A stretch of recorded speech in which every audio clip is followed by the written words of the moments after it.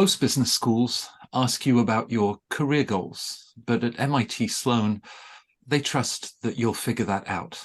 In addition to the core curriculum, there are action learning labs. You've got the E-Lab, there's the Sustainability Lab. It was the first top school that really took that step towards sustainability.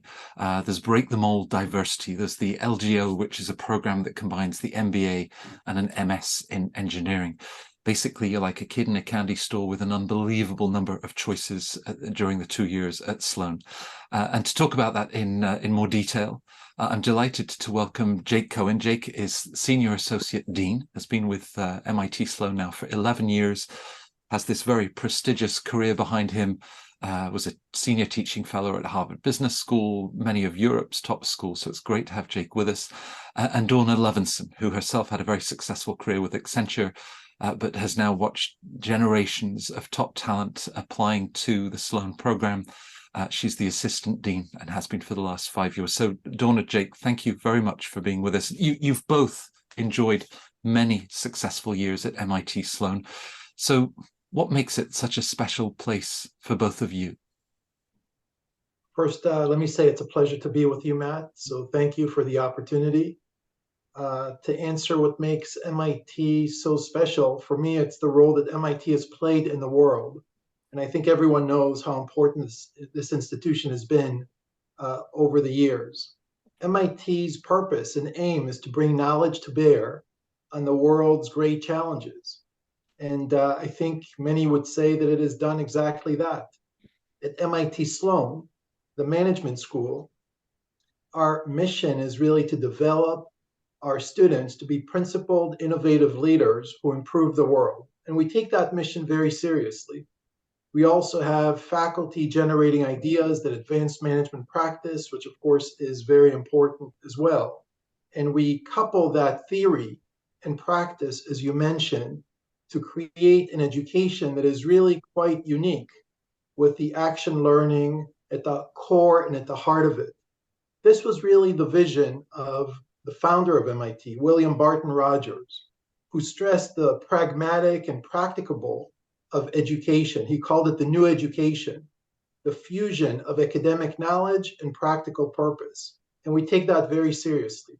Matt, you referred to the LGO program, the Leaders for Global Operations, that bridges on the strengths of the Sloan School as well as the engineering school. But truthfully, our curriculum for the MBA student is designed to provide lots of flexibility. We have 1 semester core, which allows you to actually tailor your degree and focus on the things that are most relevant for you.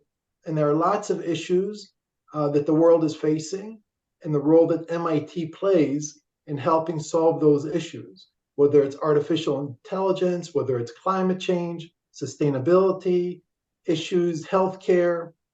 All those are very important topics for us, and we want to live up to the mission of the founding of MIT, bringing knowledge to bear on the world's great challenges. And we do that by attracting amazing students and having them taught by world-renowned faculty in a community that is really collaborative and special and really fun. So that's what makes, in my mind, MIT a very special place. You remind me, Jake, of a report that MIT published a few years ago that tried to put some numbers behind it in terms of value creation. I mean, jobs created, companies that have been built, but also your reminder as we face so many global challenges and how that, lives through the spirit of the teaching and the students. Donna, you get to see those applicants applying and then they show up. That must be a magical moment as you walk through the corridors and just feel that energy. What makes it such a special place for you? So first of all, I too want to thank you first for the invitation and then for the great introduction. We should take you on the road with us. And it's funny that you describe it in that way, because to be honest, I do exactly what you're describing. So in September, program begins last weekend, August, with a mandatory orientation. And in mid-September, I love walking the halls. And a couple of things that really stick out for me. One is, in fact, how close our students have become with one another so quickly. You can see it, you can physically see it. I love going to the first day of orientation, and there's a bit of a distance between people and perhaps a bit of a stiffness and a formality, and that really goes away very, very quickly. And by mid-September, these are old friends who are patting each other on the back and sitting on each other's lap in the cafeteria. And I think part of what helps facilitate that is, in fact, um, the, the type of person who we attract to our MBA program. Um, I think a lot of it stems from the mission, as Jake mentions. It is, very important to us. It's front and center. I'm not sure that's why everybody wants to go to business school, and so I think it filters out a fair number of people. And in the end, we end up with an applicant pool and eventually a class of people who are people who really want to make a difference, get things done, roll up your sleeves, do whatever it takes. They're bright, they're humble, they have a diverse set of backgrounds and interests, and they come together to spend 2 years with one another, really, really trying to figure out and actually to do what we're talking about with regard to the mission and how to make a difference in this world. Right. It's actually a privilege to watch. I kid you not. And I'm sure you must be mindful, Donna, as you craft that diversity. I mentioned Break the Mold as an initiative, but this emphasis on fostering diversity, looking at these world challenges or thorny problems from so many different mindsets. How do you think that diversity then impacts on both the personal and professional growth that students are going to experience at Sloan? So I think, first of all, it begins with the applicant pool. So it's really about attracting a diverse set of people with diverse backgrounds and experiences from around the world. As Jake mentions, our goal really is to improve the world, and therefore we need relevant experiences from around the world for our students. And I think that's what our students expect, to be totally honest. I nothing against consultants. In fact, as you mentioned, I was one myself, but I don't think anybody wants to attend an MBA program with, in our case, 360 consultants. That's not what this experience is about for anybody. And so I think people really value the fact that people come from all over the world with different backgrounds, and it helps. I mean, so much of the MBA experience is in fact designed and built upon your classmates and what you can learn from one another. And so I think they truly appreciate the diversity on many dimensions of our student body. Right. Reflecting on your own international background and career, Jake, this convening power of MIT and the Sloan School, you're really bringing the world to Cambridge, Massachusetts. That's something that you see in the faculty, the guest speakers, and of course, alumni that are now spread across the globe. Yes, it's really quite remarkable to see that MIT is like a beacon that attracts, a magnet that attracts the best students from around the world. When I travel in Asia and Europe, all around, I hear about the power of MIT. People know what MIT is and want to be part of it. So they look to come and spend 2 years here. As you mentioned, Matt, it's not just students, it's also faculty. MIT is able to attract the best faculty who want to do research here, who want to educate the students. We have speakers coming because they want to make an impact in the world. And the best way to make an impact is by addressing students who they know will go out and actually get things done. So we're able to attract great speakers to come and really talk about the issues of the day that they need help with, because they know that at MIT, the students are problem and solution focused. They want to understand what exactly are we trying to solve. We often ask that question at MIT, and then think about what are the latest research ideas from the faculty? What are the ways to tackle the problem to really bring a solution to it? At MIT, we've, as you know, done amazing work in finance. It's very important for us. Bring innovation in finance, bring innovation in healthcare, bring innovation in other topics like the ones I mentioned. And that attracts people who want to be here in Cambridge and be at MIT, because they know that it's really a place where the people thinking about these big issues convene. And Right. it's really a pleasure to be here and really an honor for me to be at MIT. Yeah. Donna, you mentioned that last week in August when everybody arrives for the start of their experience. There must be some among them that sort of whisper to you, I really wasn't sure, perhaps even about business school, but, there'd be a place for me here at Sloan, and yet here they are. Every year you'll publish an entering class profile, which has a snapshot, details about percentage of women, international students, there's average GMATs and GPAs. It's a very smart and talented group that you attract. But can you take us beyond that snapshot and perhaps reassure viewers who are saying, my GMAT isn't at that average, or, averages can be very reductive.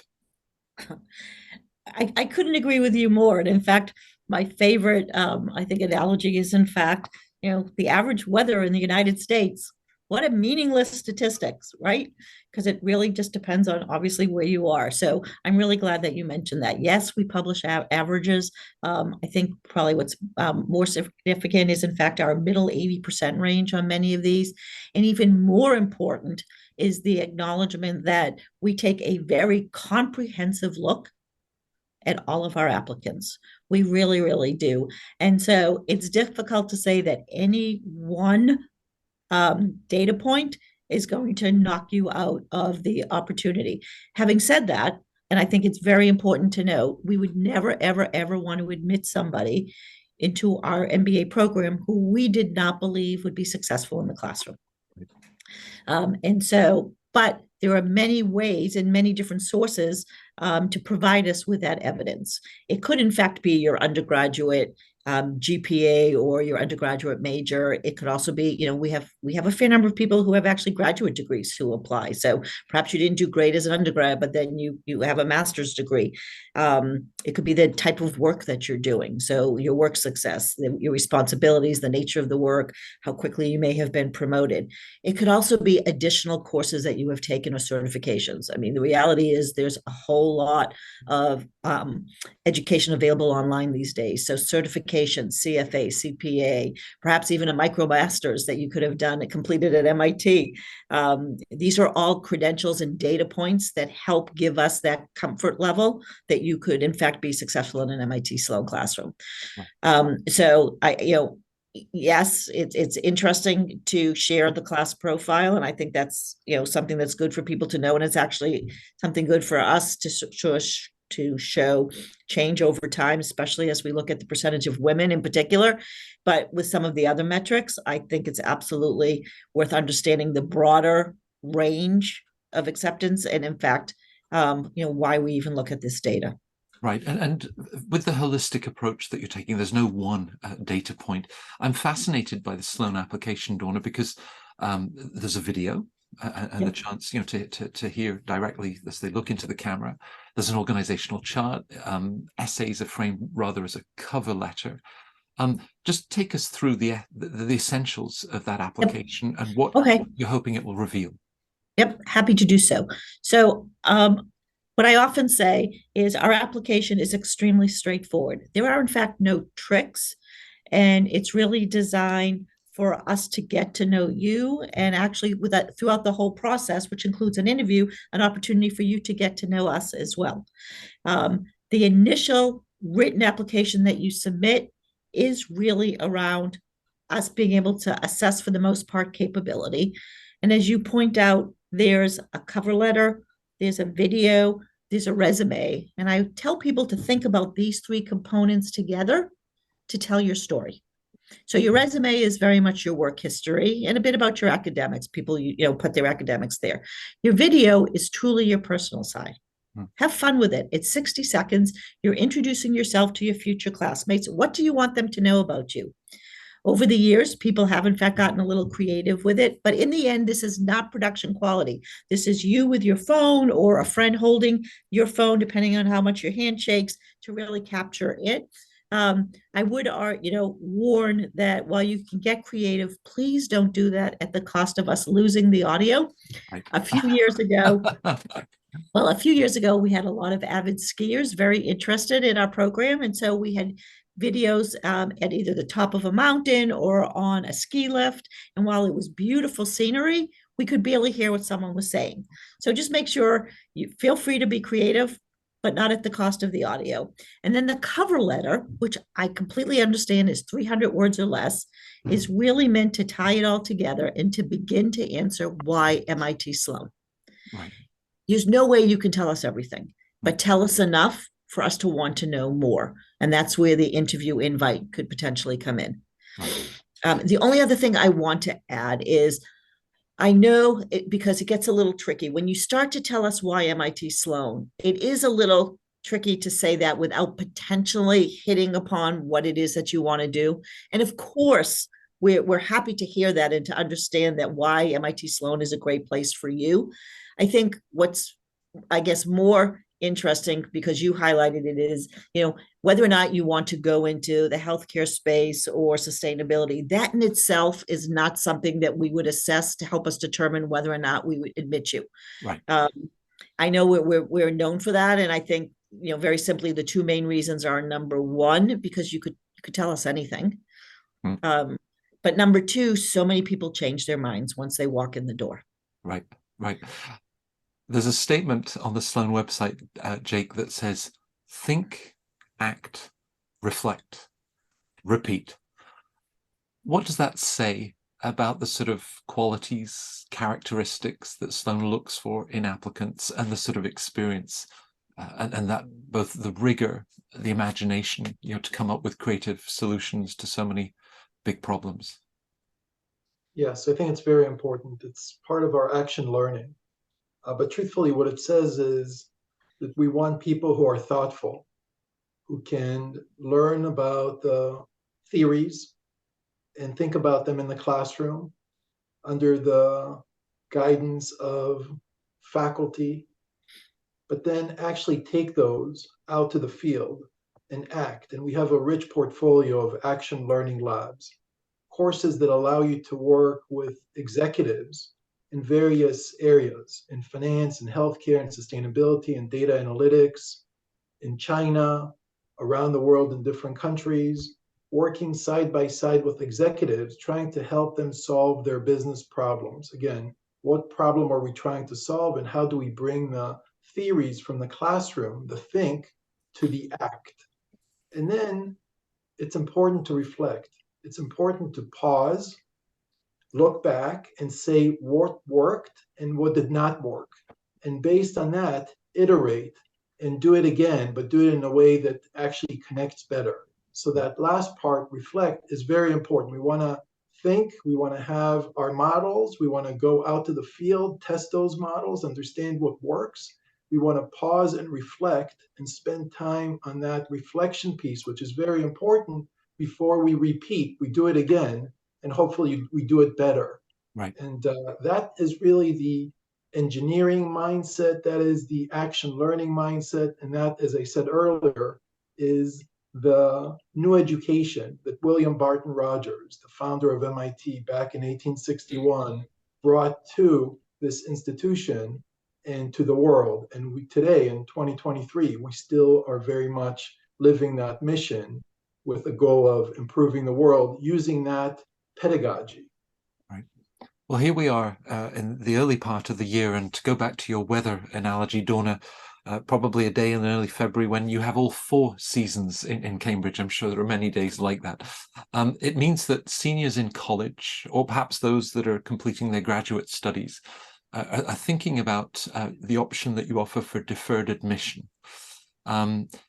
Where do you position that, and the idea that you could secure your place at Sloan 2, 3, several years down the road? What are the benefits for a college senior or graduate student to lock in that place at this stage? So I think, to be honest, the upside is tremendous, and there truly is no downside at all. So we actually launched our MBA early admission offering back in 2019. So this will be our 5th year. And so, right, 1921, yeah, this will be our 5th year of doing it. And so from our standpoint, you are offered admission, you apply to the program with a very similar application process to the full-time MBA. This is an important note. However, we are looking for evidence of certain competencies or capabilities, perhaps in different places. So if we're looking for leadership skills, we may not be in, for the 2-year MBA, we're looking for them out in the workforce. For students, we're looking for them in clubs or other or sports that they may be playing as a student. But the reality is we're looking for evidence because in the end, you're going to be a part of our full-time MBA program and not as a standalone separate cohort. This is simply an admissions process. Some people think that you're carried through with early throughout and that could perhaps be a deterrent, a negative, but that is not the case at all. Having said that, if nothing else, it's a great insurance policy, to be totally honest, that you have a ticket to attend one of our, you have a seat in one of our MBA classes after 2 to 5 years. Having worked for, we're pretty flexible with what that work looks like. We're not big fans of sitting on the couch for 2 to 5 years, and we have a process to check in with people to make sure that's not what happened. But beyond that, think about sort of what that does in terms of giving people a comfort to go or perhaps, try out jobs that you might otherwise not have thought about. Stay at a job even longer because you're not worried, am I missing my window to pursue my MBA? While you're working, not having to take time out to perhaps take an exam or do recruiting as you should, or, write applications. You're able to really focus on work. And so to me, there's only benefits. I know the one concern is, in fact, well, what if I apply and I don't get in? Does that hurt me down the road? 100% no. And in fact, for those who do in fact apply, who aren't successful, what you'll notice is we don't even send a reject letter. What we send is more of a note letting people know at this point of time, we don't feel we have enough information to secure a seat for you, and we encourage you to apply down the road. So there truly is no downside.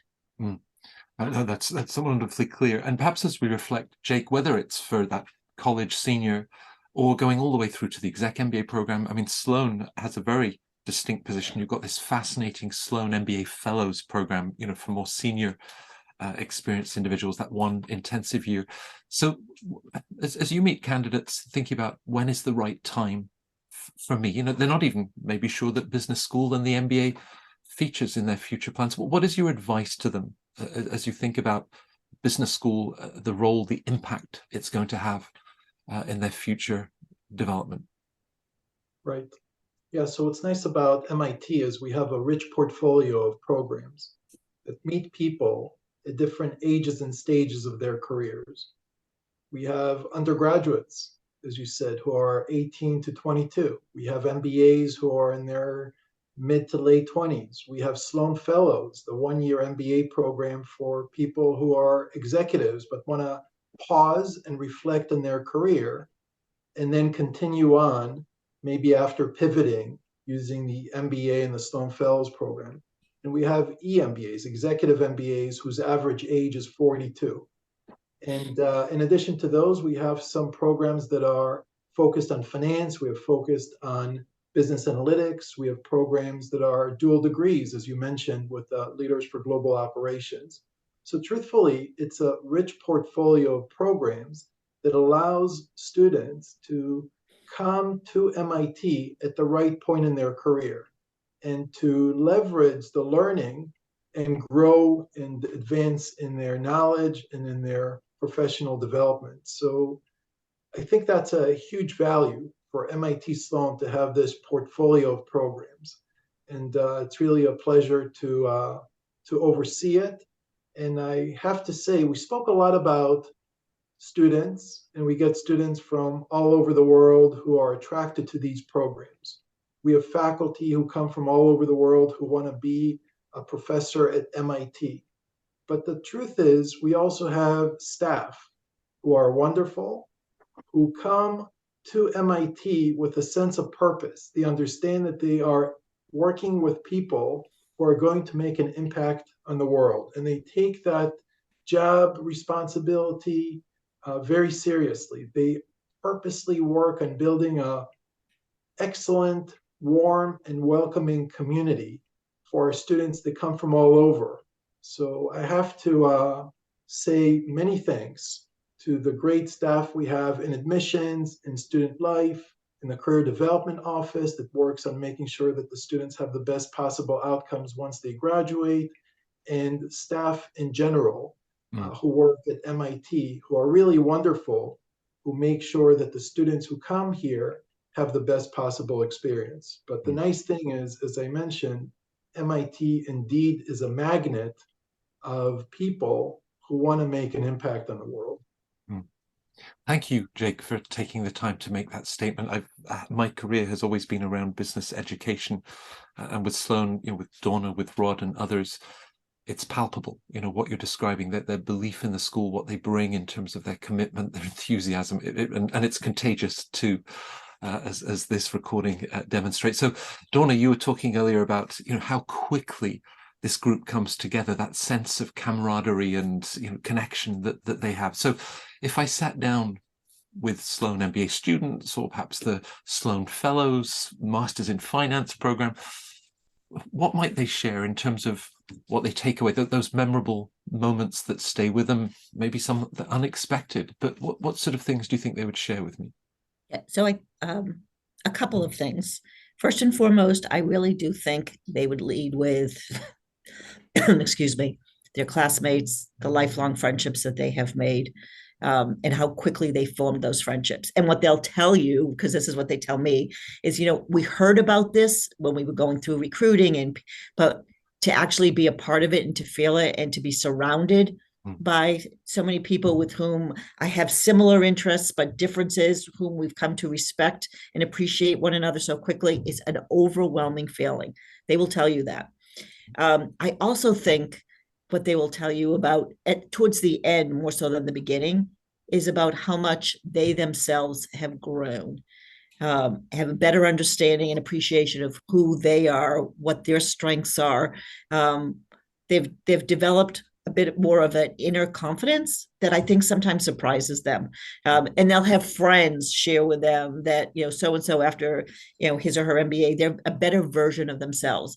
And this is something you don't really see in an MBA brochure anywhere, but yet it's something that we clearly see happen over time. And the students themselves, upon reflection, I think understand it, recognize it, and appreciate it.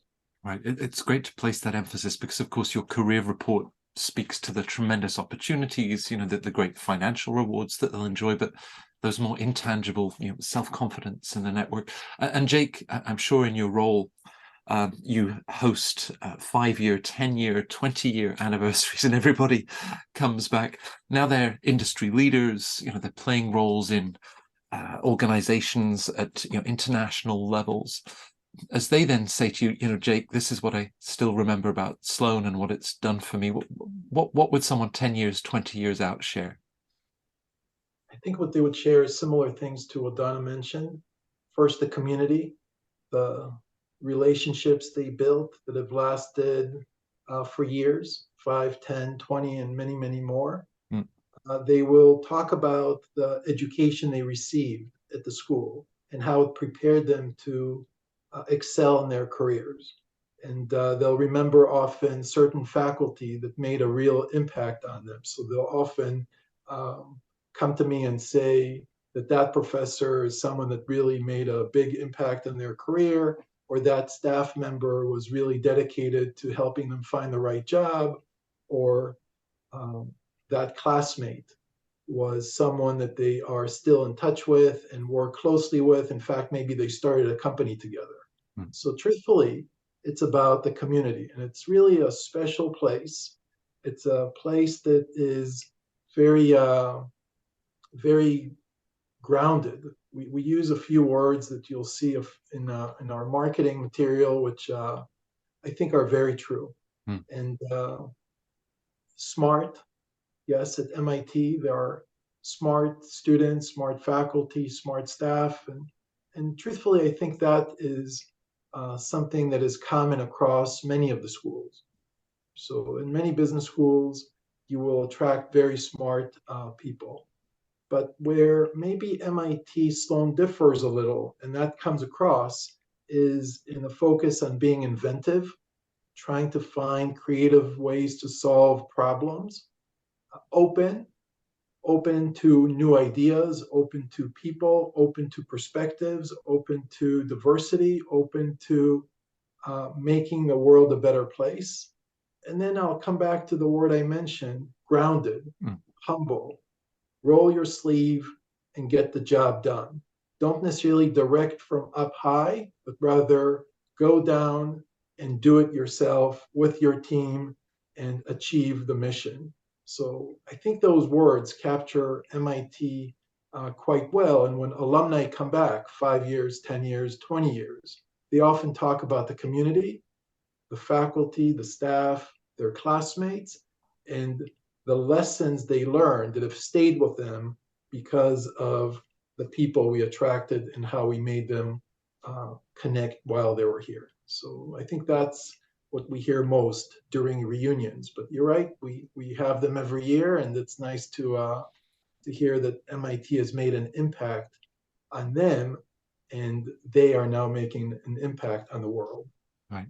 It's a daunting question. You know, it's such a sparkling, multifaceted, and yet at the same time grounded institution. So for me to say, well, you know, Donna, Jake, what makes MIT special? And you've done an incredible job to capture that. Our viewers, Donna, are obviously going to say, right, next steps. What is your advice for someone that's interested in the Sloan MBA program? Some of the best ways to connect with you and your team, events you're organizing, and of course, the student and alumni body. So we are now back to, we actually now have a mix of in-person and virtual events. You know, we were fully in person and then we went fully virtual. I have to be honest, I'm not sure the virtual is going to go away. It allows us to really reach a much broader audience. I encourage people to actually go to our website, and on there you can, two things. One is you should register your interest with us, which means you then start getting emails from us. And in addition, you can see a calendar of upcoming events. This spring, we invite you to campus for once a month. We do Friday info sessions. We also have a class visit day where you can sit in on a real class, have lunch with current students, and have a small admissions info session. And so you're encouraged to do that. And we'll also continue to have a whole variety of virtual events as well over the course of the spring. In the summer, we'll gear up more, and we'll take this on the road. We'll travel domestically as well as internationally for some in-person events, but we will also continue to have virtual events.